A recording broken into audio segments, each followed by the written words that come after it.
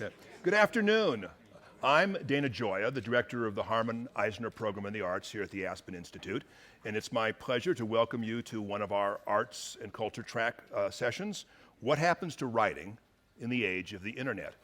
It is my pleasure today to have three preeminent American writers, a fiction writer, a poet, and a playwright, who will converse about, in a sense, the position of the writer in America today. Immediately next to me is Tobias Wolff, a novelist, short story writer, and memoirist, the author of This Boy's Life, Old School, and most recently, Our Story Begins, New and Selected Stories. Next to him is the poet and essayist Jane Hirshfield, author of 6 books of poetry, most recently After, as well as the collection of essays, 9 Gates, Entering the Mind of Poetry.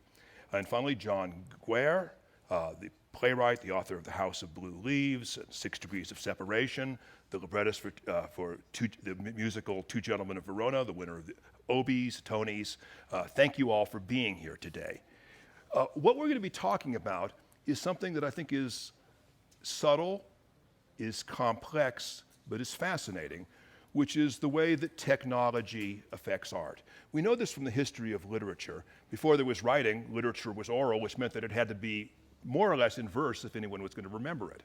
Once the phonetic alphabet was invented, prose became possible.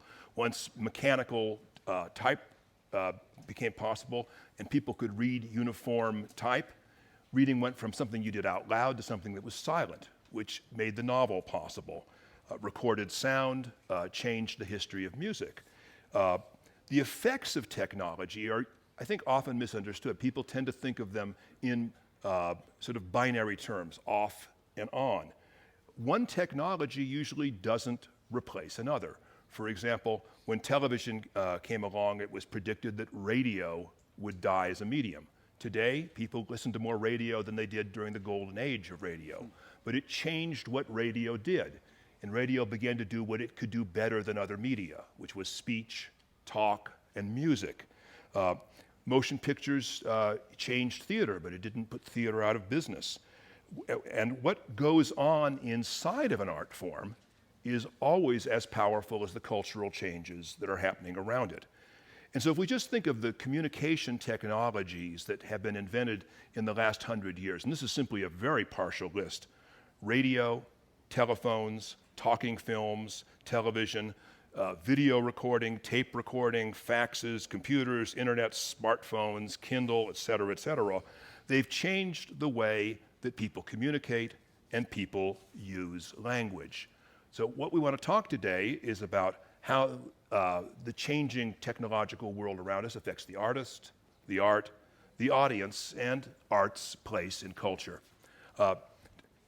Toby, if you'd be willing to entertain the first question, I want to ask, as an artist whose medium is print, the novel, which is this print world that the reader enters, which is still a relatively modern form versus poetry or theater.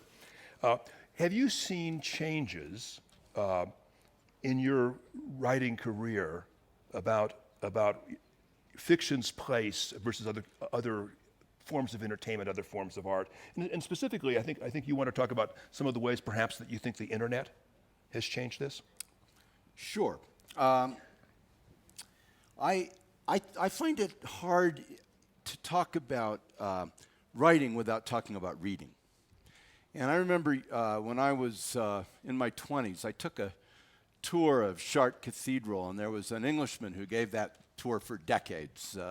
Some of you probably remember his name, I don't. But anyway, I remember something that struck me and has stayed with me was when we were looking at the stained glass windows in Chartres. Some of them were vivid and alive, and some were dull. And this was explained to me. I don't know if there's actually a scientific basis for this, but I leaped on it. This was explained to me as a consequence of how much light each of these windows received. The ones that got a lot of light stayed alive, were much more jewel-like, and those that did not receive as much light grew dull over time. And I think that literature is like that, and that light is the light of the reader's attention. If you don't feel that on your work, if you don't have some sense that there is going to be that quality of attention, it can't have, but over time, a dulling effect on the work, I think. I'm lucky. I sometimes feel, in fact, as if I caught the last wave in.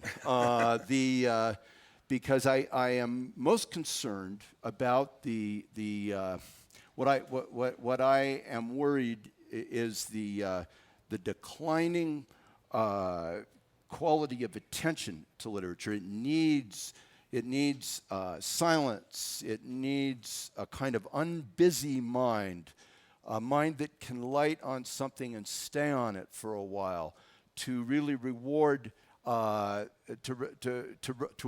reward that kind of attention.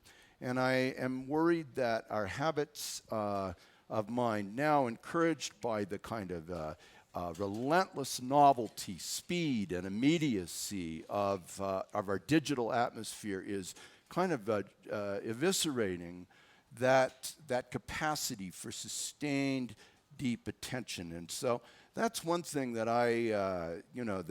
that concerns me. I don't think, oddly enough, that the writing in our culture has as yet suffered. The young writers, the young poets and short story writers and novelists that I follow are as good as they ever were. It's a wonderfully alive culture right now.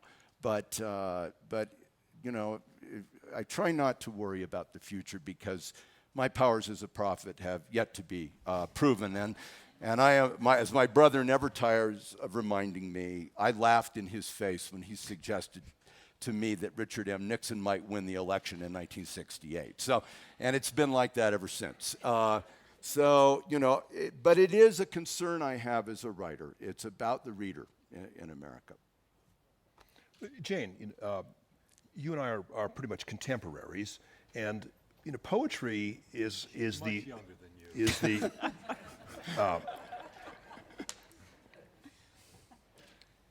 Jane. That we are the perpetually imperiled art. In fact, one of the people at Aspen, when I was putting this panel together, expressed initial surprise that I had included a poet on the panel, as if we deserved more of a place beyond being an interlocutor. Have you seen the art of poetry change, the poetry's position in the United States change over the last 30 years because of any of this technology?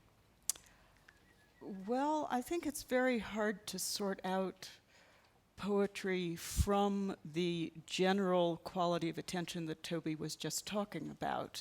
I mean, poetry changes very quickly all the time. It is a fluent and responsive and electrically quick art, I believe. I also think that it is, in some sense, poetry's task since literacy. So before literacy, when a poem in verse was the memory of a civilization, then poetry was doing one job. It was holding the center. And I think all poets and all readers and lovers of poetry have some memory of this as the golden age, when everybody would listen to the bard.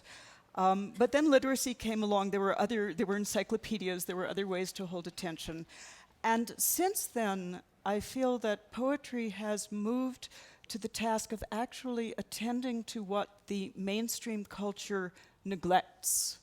So when culture grows too intellectual, poetry will grow more passionate. When culture turns too much to the soundbite, poetry will grow more complex. But there is room for all kinds of poetry, and I think in contemporary America we are seeing a huge spectrum of ways of writing poems, ways of being a poet, that all doors are open. But I would like to talk a little bit about this business of the internet, Yes. because I've thought about it. And it seems to me that there are three basic realms that the internet affects us. One is the simple technology of it, the storage and transmission of words. And there's an awful lot of press about this. There's a lot of press about the future of publishing. There's a lot of press about copyright issues and that kind of thing. And in a way, I think that's the least interesting part of it. And the more interesting part of it has to do with what Toby touched on, which is the McLuhan-esque effects that the technology has on attention. And I think that the internet, in my experience, and I went online fairly early, but in a very limited way. I joined, I don't know how many of you know the Well that Stuart Brand founded in the mid-'80s. It's an online community which predates AOL, predates the web, predates CompuServe. He seeded it with a lot of interesting people, and they and newcomers have been talking to each other ever since. So it has more of an extended conversation than Twitter or Facebook or even blog and response. You know, the whole current universe of the internet is not actually my experience of it. But what I feel in my own relationship to how being online for a good long time now has affected me is there are two axes. One is the axis of reach. And there's no question but that reach has grown exponentially larger. Anybody who wants to, anywhere in the world, who wants to know about me can Google my name, get a lot of information. When I was in China last year and was told at the last minute which dissident poets I was going to have a meeting with, I could go online, put in their names, and actually find half of the 12 in English translation and read their work before I met with them. That's astonishing. I can read ancient Sumerian texts and proverbs online. They were preserved because they were carved into clay. They were preserved because of physicality. We think the physical degrades, but it's actually so far a lot more stable than digital, as any of us know who have unreadable 5-inch floppy disks somewhere in a bookcase. So reach, I think, we know is a good and an expansion and something which has made possible drawing on vast intimacies of experience as well as depths of experience that were not available to us in this way before. But then there's the vertical axis. There's time and deep time. And the internet, as we are mostly experiencing it now, is a little endangering of deep time because it is such a quick burst universe. And you'd think this might be good for poetry, but I don't think it is so good for poetry. Poetry is not quite the same as a soundbite. It's not the same as a YouTube that goes viral and, 20 million people see Obama, he's Irish, with, the O apostrophe. And it was marvelous, but it's gone. And that experience didn't leave much of a mark on people. Whereas even a 17-syllable haiku, which seems terribly brief, a lifetime of attention honing went into the writing of that haiku.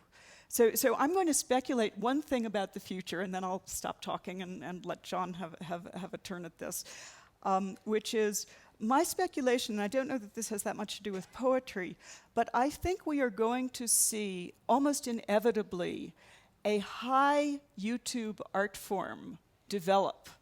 The way the 17th century Japanese poet Basho took this playful game. These 17-syllable poems were a party game when he got hold of them.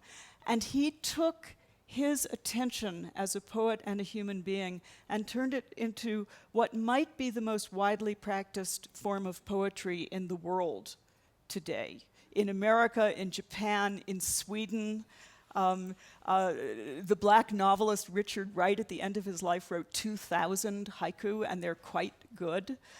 But this was not done in a universe where you're continually interrupted and you flit from thing to thing, which is my experience of what most of the internet is like. And I cannot write a poem within the consciousness that being online evokes inside of my own mind and kinesthetic desire to be embodied in the world. Oh, well, do you have a new question? Sorry. Are you saying that we have to look forward to the Twitter as the art form of...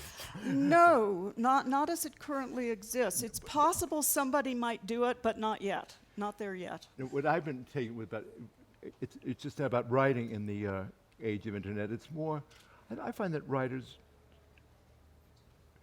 work pretty much the same way.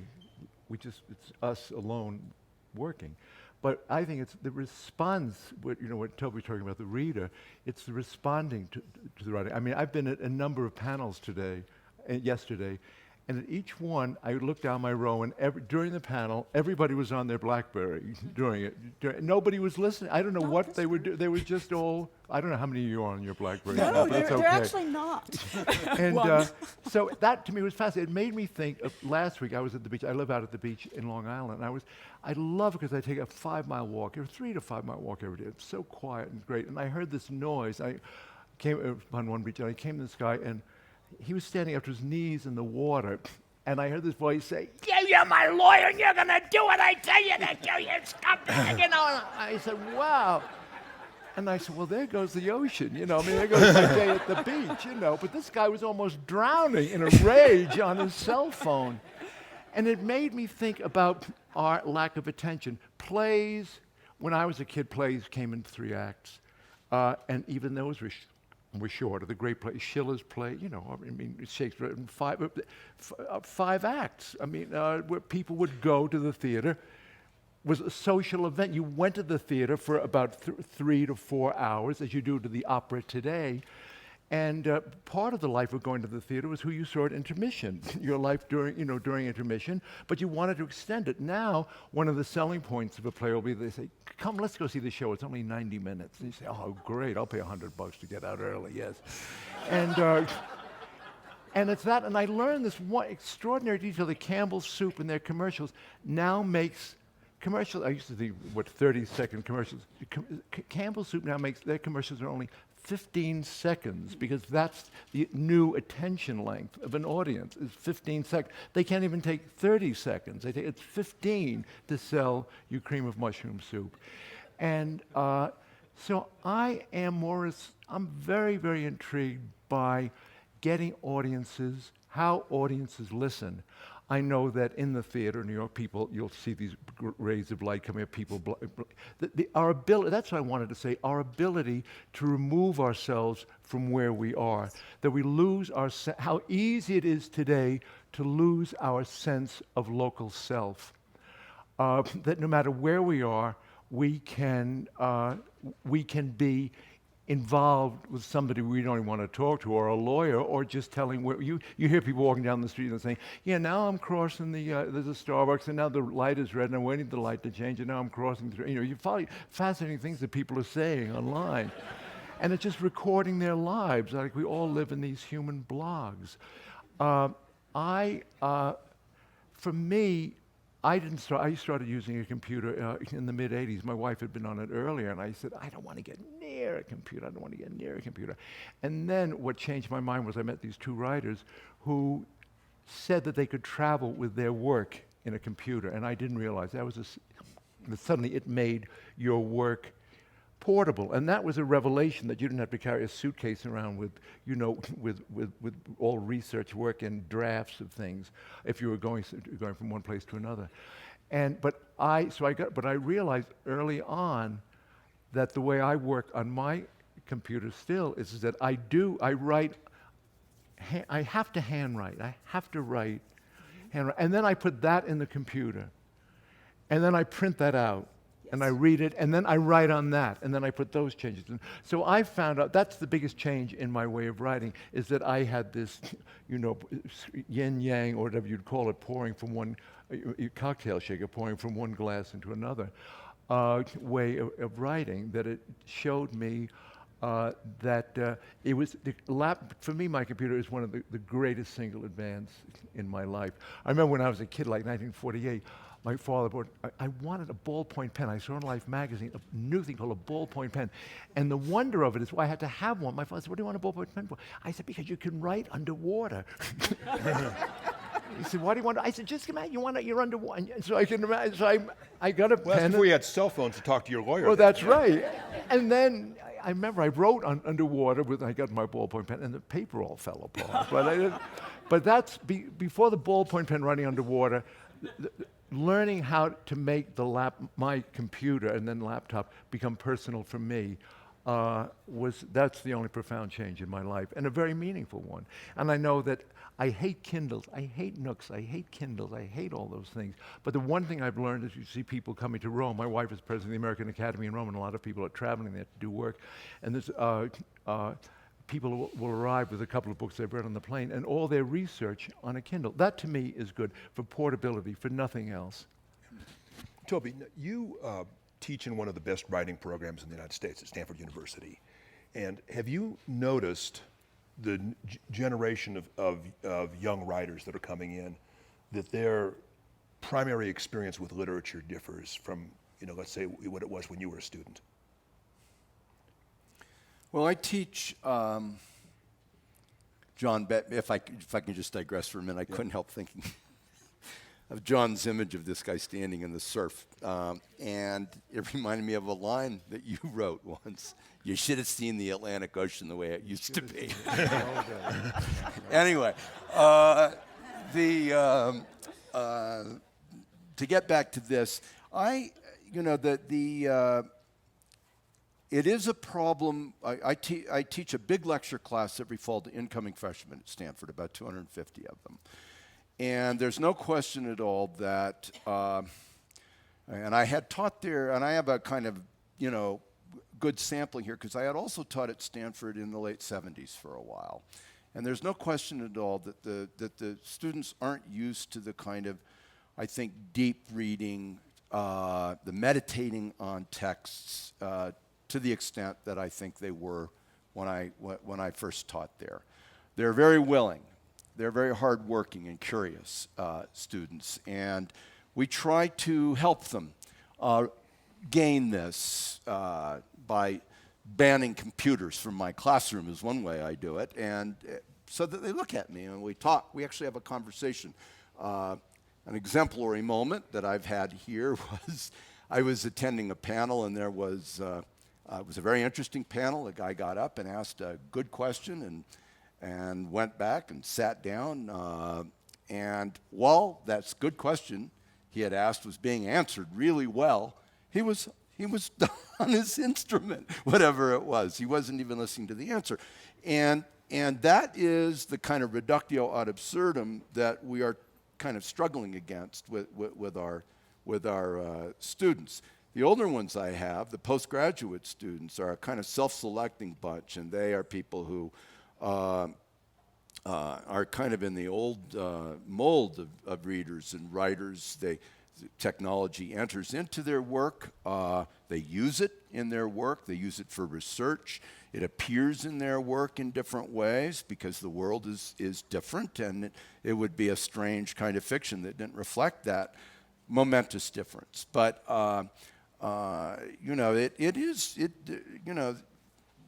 we are all children of our time in one way or another, and I'm, rock and roll's here to stay. We're not gonna stop that, It's and so we have to in some way learn to work with this. But yeah, I see some differences. You could make an argument that the technological change that's happening, the internet is actually the minority partner in terms of the print. That what's really big on the internet are YouTube, these things which brings us back entirely to oral culture, which is, it's the telephone, it's the cell phone, it's the radio, it's the TV, it's the CD, it's the YouTube, which puts the poet kind of back where we started, in an oral culture. And probably the primary means of publication for most poets today, fairly similar to a playwright, which is just performance, is a public reading of poetry. Do you feel, in a sense, a kind of difference in connection when you're reading poems to people where they're hearing it versus your sense of what goes on when they're seeing it on a page? I know it's impossible to know exactly what goes on a page, but...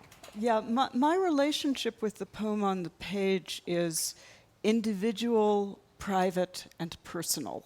It has to do with my finding what it is I want to put there in the first place. It is never an act of recording, it's an act of discovery. And so my primary relationship with the poem on the page is the actual making of it. And when I give a reading, I actually am, in order to bring that poem forward to other people, I am trying to return myself to the condition I was in when I first made my way towards it. And that experience also has a lot to do with this issue of time, in that what writing allows, writing is the first technology, and I don't think, given the condition of my memory, which is that of an untalented fruit fly, I'm not sure that I would have made much of a poet if I were in an oral culture with no writing, I might have had a better memory. But memory is not my strong suit. I compose on the hands. I think, I hear, and I write. And so this technology of the written word, which is the first technology we're talking about, is actually for me a way to stop time and to allow a larger quantity of time to come into a word, a sentence, a line, a poem, than could have if it were just occupying the moment of its saying. Now, of course, when I give poems at readings, this is an intimate experience, and it remains for me quite moving when my poems touch people. And usually, as a writer, primarily of the page, and I'm not a performance poet. My first relationship is in the privacy of the study. It's a surprising thing to me that I can give a reading and see the response and feel the response. But I also feel as though I want the life of the poem to not be confined to those moments when it's said aloud. Yeah. If the person doesn't take the poem home with them and think about it again, if it hasn't come inside of them, what is its life? Very transient, very fleeting. John, we've been moving from an art form, which is fiction, which tends to be highly individualistic, poetry, which has a communal aspect and a private aspect, but theater exists with an audience. And part of the experience of theater is actually to be sitting next to somebody who's laughing or not laughing, or excited or not excited, and you experience things differently when you're in a group, you're in a crowd, you're in an audience. That's why I have always only wanted to write plays, because a novelist has a redwood forest to make paper to tell his story. I mean, you could write 1,000 pages, whereas Jane so profoundly says that the way time enters into playwriting, we have to tell our story we have to write our novel in 99 pages. Imagine if a novelist, if the new novel came out, and the audience, the readers for the novel had to come to a darkened room, each given a copy of the book and a flashlight. And then at 10 after 8, the house lights went down and they turned on the flashlights, and you all had to start turning the pages at the same rate of speed and respond at the same rate of speed. I mean, it's ridiculous. However, that's what a play is. Yeah, and also the pace of the actors becomes necessarily the pace of the audience, and they change. There's a kind of it's a bullfight. It literally is a blood sport between the audience and the stage. That's why all the words we used to say was something was a failure. We said they killed us last night. We were slaughtered last night. Or on the contrary, say we wiped them out last night. We killed them. We killed them. Or that's so. It's all about responses to a play, to a theatrical event, are all generally in the terms of a boxing event or a blood sport. Well, this leads me to the question I wanted to ask you. What do you think we would lose as a society, as a culture, when we lose these communal experiences? Certainly isn't part of Aspen, even though some people are multitasking all the time, part of Aspen is simply the people you're with, and to experience a speaker, an idea in the context. There's something I'm answering your question, but in a roundabout way, is I was thinking that Toby and Jane and I are talking about writing, which means the voice of the writer, the voice of the writer, whereas so much of the internet and technology, this comes from what I was just remember just listening to what I had to say about this guy, with the talking to his lawyer in the ocean, or guy, somebody walking on the phone describing where they are on the street, that most of the information that is passed along on BlackBerries, on iPads, whatever, is informational. It lacks the human voice. It's informational to say, meet me here at this time, or I'm feeling this, or I'm seeing this. Whereas the writer is, we can't teach writing. All you can do is help that person find his or her voice, the voice that is them. And so much of writing online is so anonymous because blog writers are imitating not writers, but imitating each other. Right. And there's a mass hysteria among writing that's done online. That is not writing. It's just ventriloquism. I mean, I'll get so many young writers will come into a class, and they will write brilliant plays in the voice of David Mamet or Harold Pinter or Beckett. They will write brilliant Sam Shepard plays, but to get them to write their own voice, to find their own voice, is the challenge. And it must be to come to something. You say, you've written your 35 pages. You give me, I believe this 2-page exchange here is most you. This sounds like you and not like somebody else. And that's the trouble with stuff on the internet, why it's like snowflakes, why it's just, because it is sound bites. It doesn't have any human voice behind it other than rage or glee. That's why the emotional scale on blogs are either, this is why don't you die, this is the worst thing I've ever seen, or this is magnificent, you're going to, 5 stars. That you have, it's, and what I want to talk about is, to me, the most profound change, all the things that you talked about, the biggest changes, in our life, from the pencil to cuneiform to the stone pad to Gutenberg to the pencil to the typewriter, is the effect of the human voice. The way I was just amazed thinking about this. You talk about the change that technology has on our work. The changes in writing come not from something with lithium in it, something that's going to have some mineral that can only be dug up in Afghanistan and put into our computers now. The profoundest changes. Imagine being a writer like Aldous Huxley. Writers like Compton Mackenzie, who were Somerset Maugham. The major writers this time, and suddenly Ernest Hemingway comes along, and he puts a new voice in the ear, in the eye, in the mouth, in the heart of the reader, and all writing changes after that. And suddenly Aldous Huxley, who was read, was just extraordinary, is just out of date because we no longer want to read that Mandarin style anymore. We want to see things stripped down, so much so that then that Hemingway then became of self-parody. Even Across the River into the Trees, he was imitating himself, which is why that book is so extraordinary to read.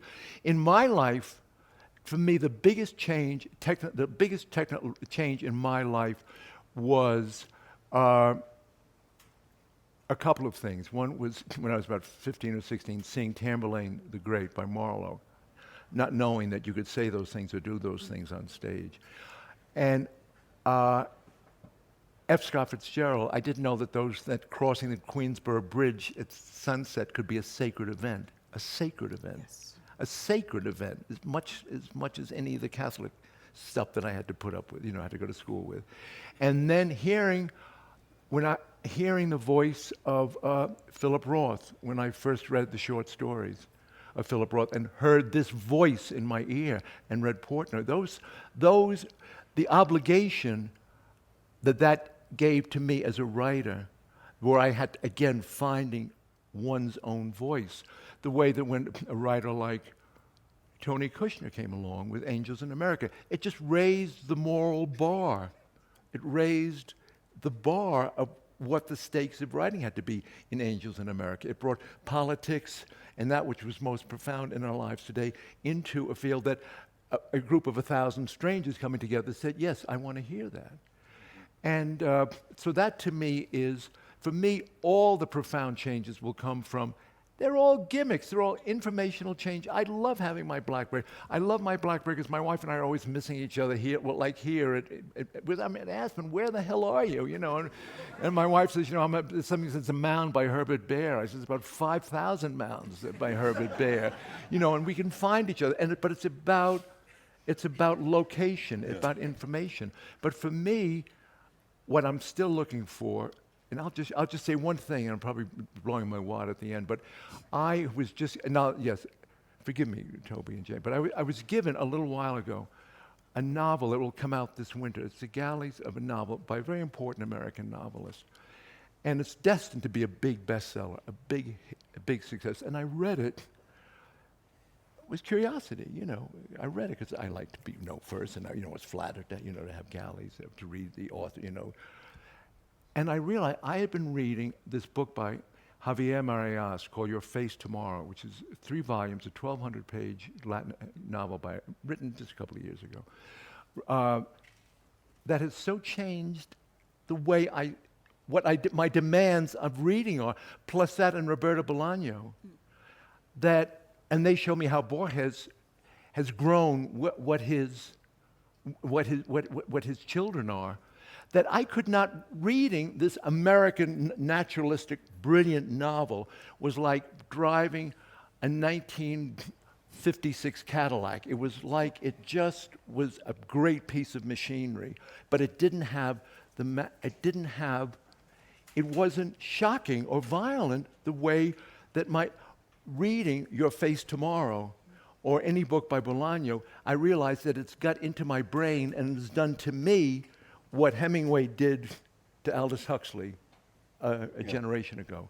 And so that to me is that all the changes are going to come from Toby, are going to come from Jane pointing out.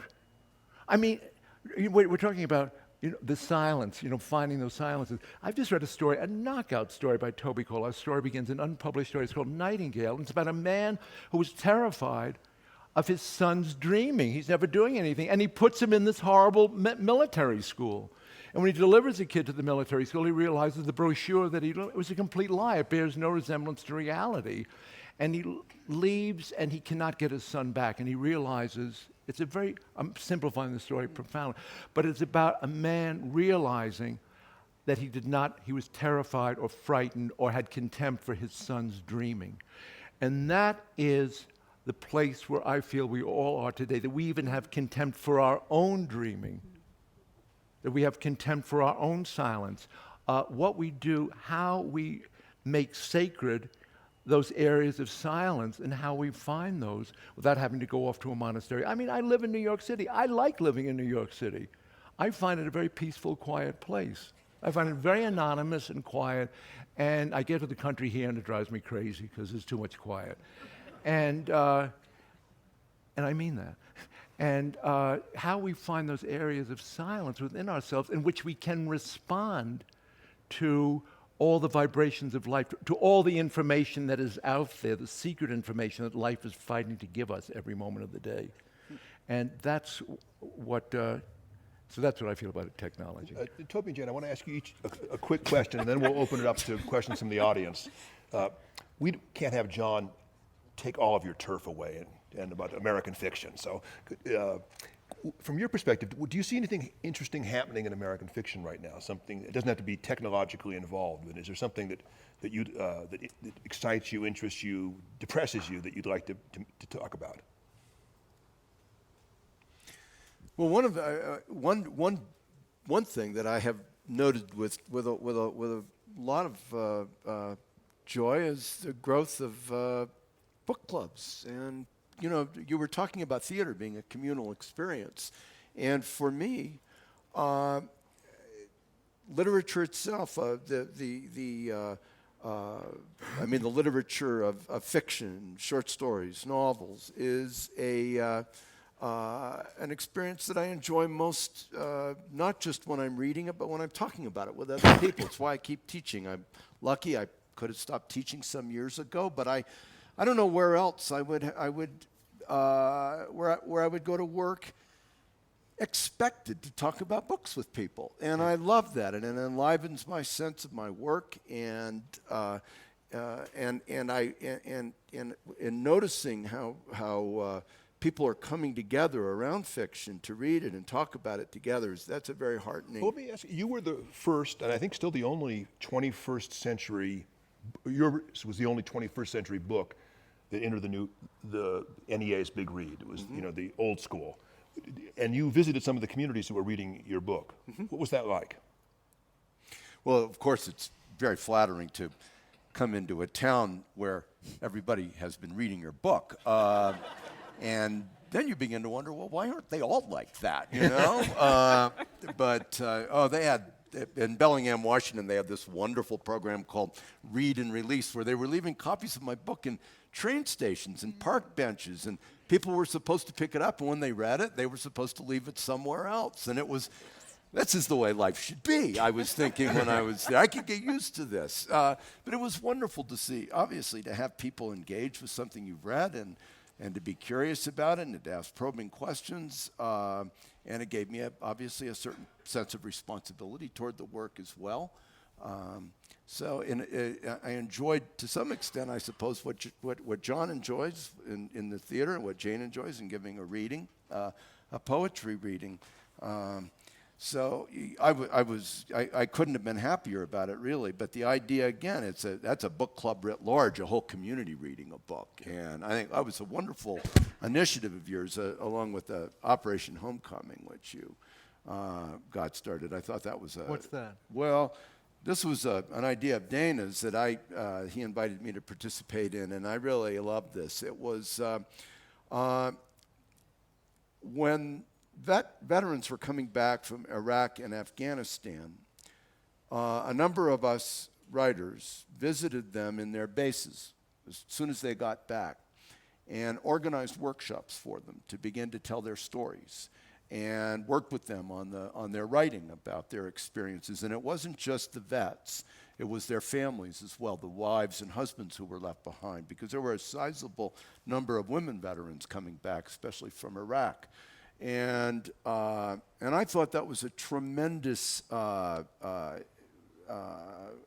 way of bringing art out of the private and into the public sphere in some way. And there was a wonderful anthology, actually, about this Operation Homecoming that Random House published. Larry Bridges made a movie about it called Operation Homecoming, Muse of Fire, which I highly recommend. And there was also another movie made called Operation Homecoming. It was an Academy Award finalist. Yeah, it was a wonderful. It was also a wonderful film. It was a great initiative, and again, it's a way of somehow breaking literature out of a cocoon and a supposition on the part of the public that it is over there somewhere and of no interest, and that it doesn't in any way affect their lives. Was their writing therapeutic or aesthetic? Both, I think. And in different measures in different people. Not all the right. There's a wonderful story about Robert Frost during the Depression. A friend of his, in the Works Progress Administration, gave money to poets to teach in schools and also in prisons. And so a friend of his got Robert Frost to come and visit his workshop in prison. And as they were going into the prison and going through the Sally Port and all that, he said to Frost, I've got 500 poets in this prison. And Frost said, there haven't been 500 poets in the world since Homer. And so, you don't expect in a large group of anybody that, that the aesthetic qualities of work, especially with people who are just beginning, are necessarily going to be, deathless literature. And they don't expect that either. But in fact, some of the work that was done was of extraordinary literary worth, I thought, and that may or may not have been therapeutic for the writer, but then there was work that was clearly cathartic for the writer that maybe wasn't trying for particular aesthetic effects. And did they write on laptop or by hand? I'm serious. Well, I think both. Yeah. Both. Jane, do you want to respond to the same question? Is there anything that's particular that's happening right now? I want to respond to everything I've been hearing, which is basically a theme that I've heard from each of us, including in your questions, is basically touches on the difference between art and information. And that has to do with an embodied and individual psyche, soul, self experience. The actual depths of human life as it is known, not in the generic, but in the specific, which yet touches others. And, for me, there will always be a little bit like what you were just saying about the vets. There will always be good poets. There will always be bad poets. One thing I think is really useful for you all to hear, because I hear this come up in various venues, is if you don't like every poem you see in the New Yorker or in poetry, neither do I. Just because it's published in a good place does not mean you have to like it, and it does not mean that it is somehow, an unscalable mountain with a secret which is being hidden from you. I have to say one thing. A friend of mine was graduating. She's my age. So it was like 1960. She was graduating from Oxford, English major.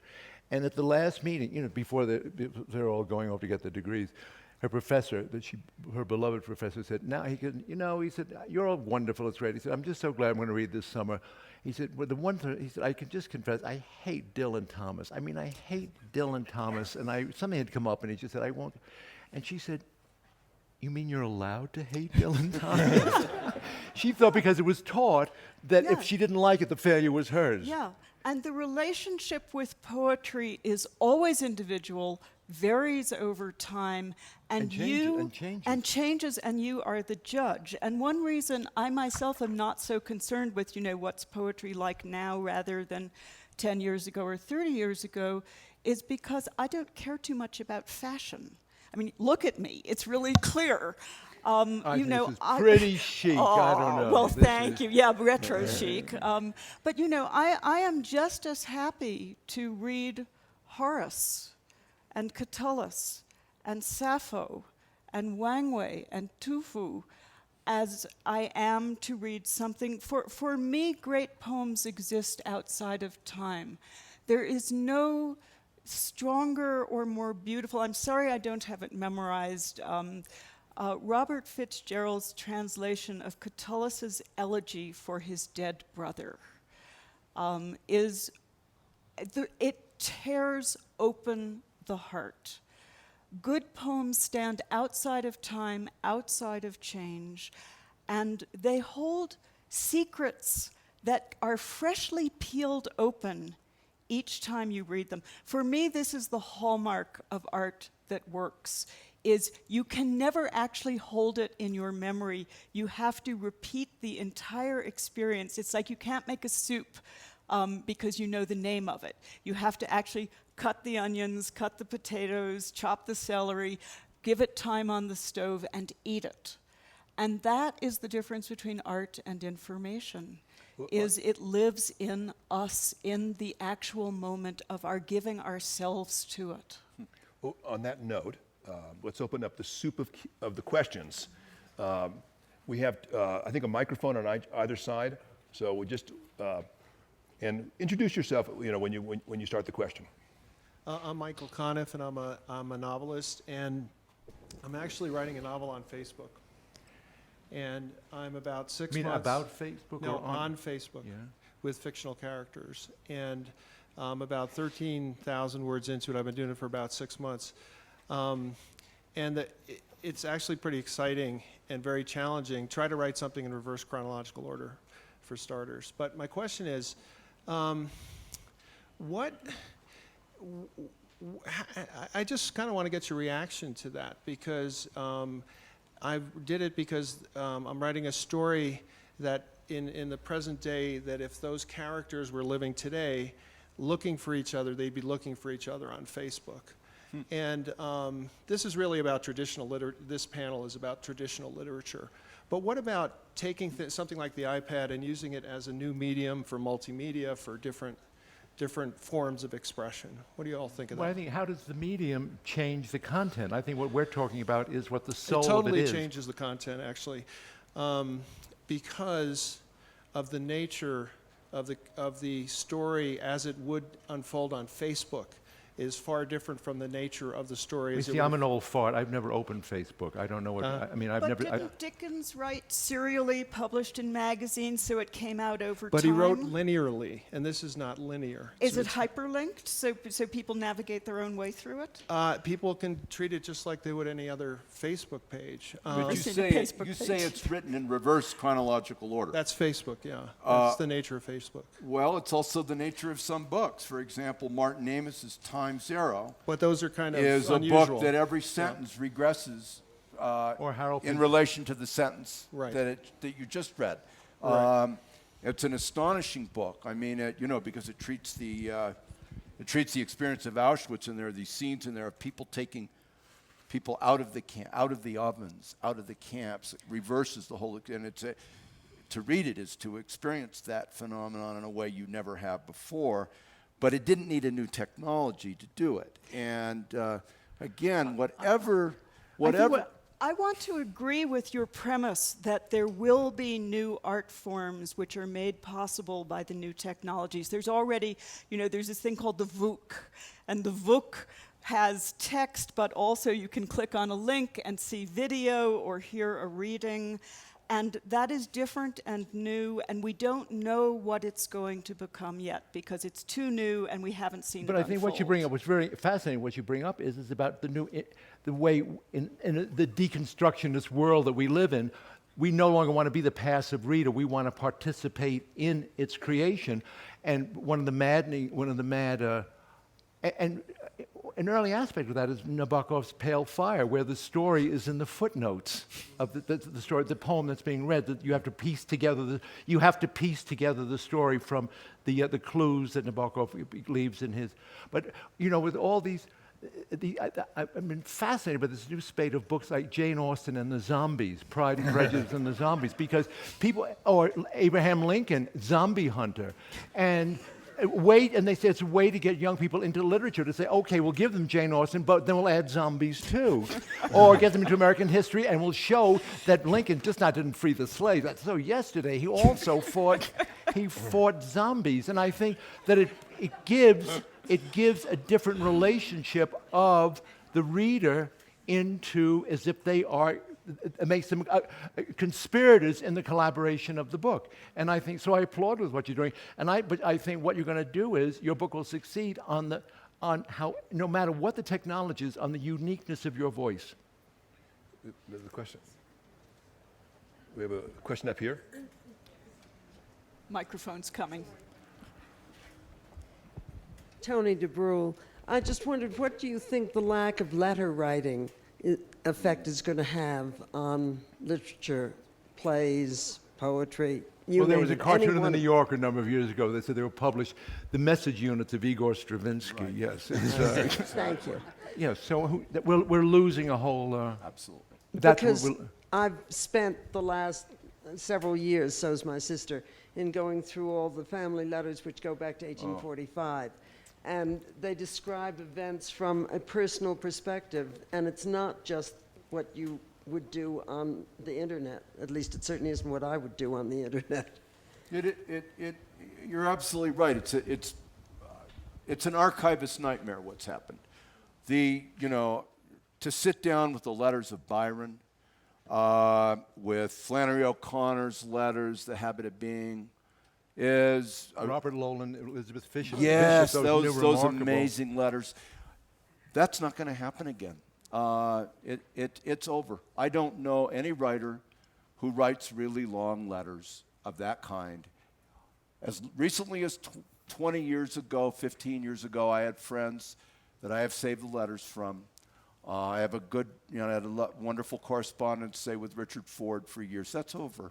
We send each other dirty jokes now on the internet. And are you coming back? I'll be back there probably around April 15th. Let's get together for lunch. And the loss of photographs too. The way we used to have, old brownie snapshots in boxes. Series of letters from Well, you're lucky. You might have a case against him. Was there abuse? 12? It's underage, Tony. I do think, though, that there is a possibility. You know, there is this little Lindisfarne island that is my relationship with the internet, the Well. And the Well is archived and kept, and that doesn't mean, you know, it might get lost at some point, but they are carefully preserving it. And people really do have, some of the time, extended conversations about interesting and moving things. And if the hunger for genuine correspondence and genuine conversation returns to us, if we go through this period of leanness and fasting and begin to miss what we have lost, it might be that other communities like that will spring up, and in that case, something's being preserved, more like the cafe conversations of Paris on the left bank. And you know, so that's a sort of reverse image of this. Something which would have been simply spoken and disappeared is now archived. Our outgoing poet laureate, her late beloved, Carol, was on the Well. And at her memorial, people read some of the things she had written there. And she is one of the finest and fiercest writers who you will probably never have the Are you opportunity aware of the to Well, read. Dana or Toby? I'm heard aware of it, but I never, Yeah. never participated. Well, it's still there. Many people think it's gone, but it's still there. We have a Kamala? It's Kamala. Hi, Julie Dorschlag. Julie. Just a question. Are there any studies that show there's a connection of emotion with the brain when you're physically handwriting versus keyboarding? I think about kids in the classroom because I'm involved in that, and they're taking their pens and pencils away and they're all keyboarding now, and I just wonder, is it more creative to write an idea versus type it? You would know that. I've never, you know, I probably know more about this. I've never seen a study on that.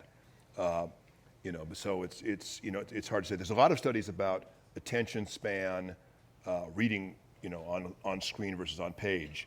I mean, one of the studies, which seems to have been suppressed, actually suggests that most people do not read more than 14 words consecutively on the internet in terms of linear reading. They tend to, it's a hunter-gatherer medium where you take fragments versus a, you know, the screen of a page.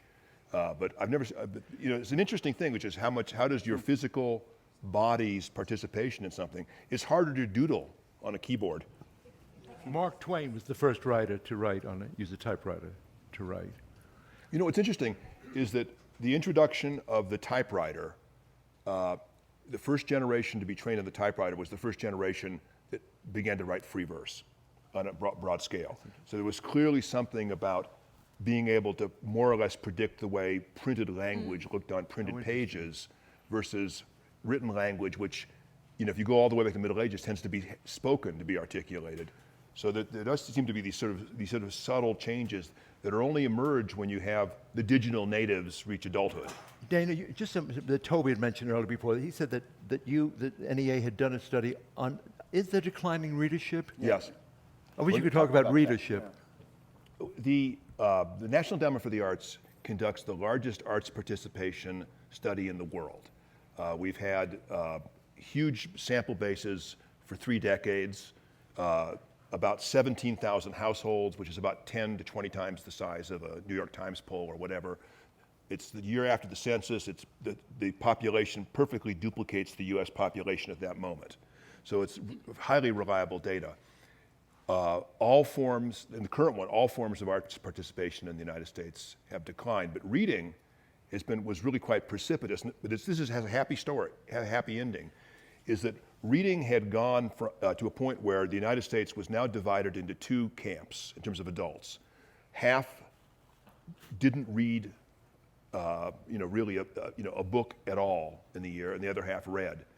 The non-readers had grown by 40 million adults in 20 years. The number of readers had stayed the same. And for the first time in history, just less than half of the American adults read. The scary thing was the younger you went, the less you read, and that college graduates had gone in 20 years from the people in the younger ones, from the people who read the most to the people who read the least. And in fact,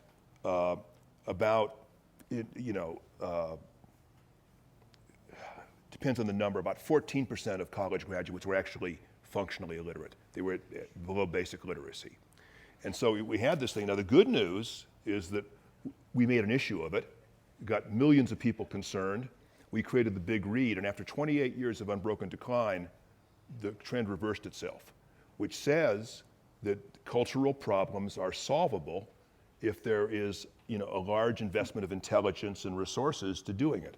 And this was the Big Read program that Toby was involved in. But reading is an endangered behavior in America, because, and the interesting thing is the people that read do everything that the people that don't read do. They're on the internet, they watch TV, they do radio, they do all of these things, except they balance them. Now, the other interesting thing is that people who read are more likely to vote, more likely to volunteer, more likely to exercise. All kinds of positive individual and civic behaviors happen because I think they've opened up an internal space in some of themselves. And it's really what we've been talking about. They can hear themselves, they have a sense of their selfhood, which doesn't seem to be as much when you're just a passive viewer of electronic entertainment. Interesting. Lots of questions. What did we just start on this side? This lady in the second row? I go to a lot of panels about digital media and writing, and I actually studied in the English department at Stanford about 10 years ago, and it was right around the hump between where we didn't have computers. We didn't have computers in the classroom at all, and I'm thinking your undergrads who have computers and your self-selected graduate students who don't are also partly just on two sides of a divide that happened somewhere in the last 10 years. But the point I wanted to make was when I go to these types of panels and there are people under 30 versus people who are a couple generations older, there is a common word that's going through this conversation, and it happens a lot, which is loss. There's this incredible fixation on loss, and I think this isn't going to end in a question mark, but I'll make it short.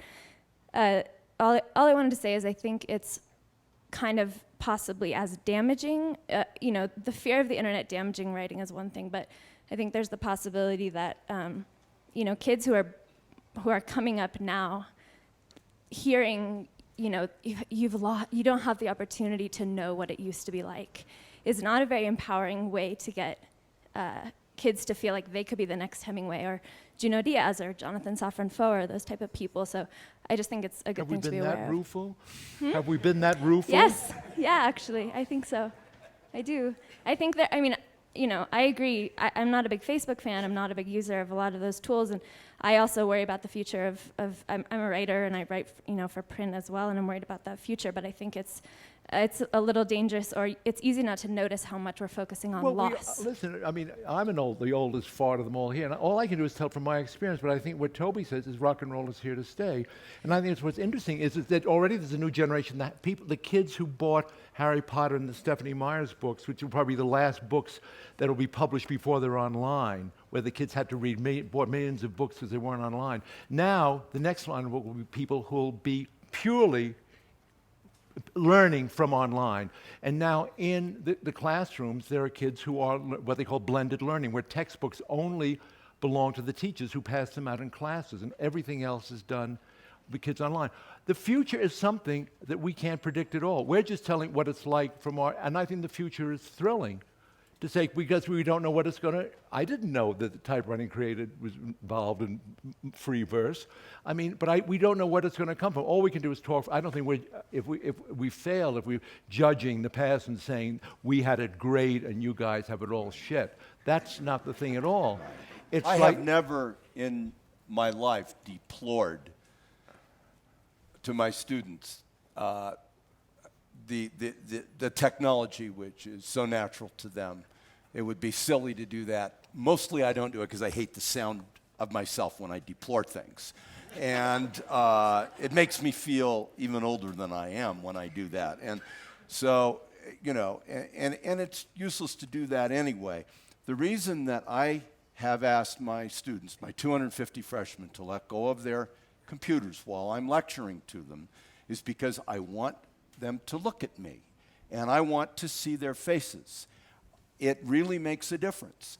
The other thing is my teaching assistants told me that, who sit among these 250 students, Professor Wolff, you should be aware that a lot of these students are doing email and playing online poker and while you're talking. Hurt my feelings. So I thought I would spare myself that indignity by simply removing the means of injury.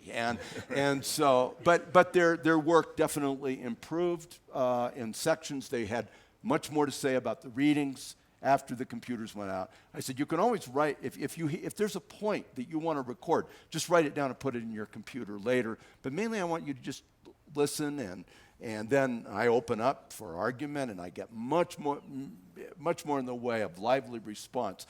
But I agree with you. I would not, it's stupid to say, oh, this thing should go away because it isn't the way it was when I was a kid. I wouldn't want the world to be the way it was when I was a kid.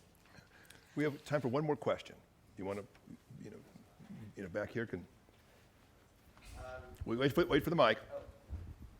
Technology. Hi, my name's Paul. So I'm going to ask a question about something I don't really know very much about, but I'm going to put it out there, hoping that one of you will know something about it. The late Jose Saramago, the Portuguese writer, I guess the last work that he produced was actually a blog, which I wasn't able to read because I don't read Portuguese.